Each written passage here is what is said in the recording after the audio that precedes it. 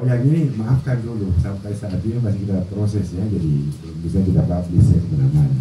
Sudah jadi ya, dan saya kira kalau kita melihat dari segi tuntutan pemerintahan, ini adalah bagian yang integral dari akuntabilitas bukti. Dan saya selalu percaya, karena saya orang dari media juga Pak ya. Bahkan dulu orang jadi wartawan harus saya uji dulu ya. Ya. Nah, sehingga saya sangat menyadari betapa arti pentingnya keterbukaan informasi. Tidak kurang juga tulisan saya di koran-koran yang dimuat persoalan keterbukaan informasi.